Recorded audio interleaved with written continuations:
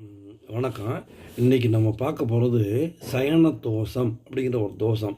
இது திருமண பொருத்தத்தில் ரொம்ப முக்கியமாக பார்க்கணும். அது ஏன்னு கேட்டிங்கன்னா, தாம்பத்திய உறவில் விருப்பம் இன்மை தான் சயன தோஷம்.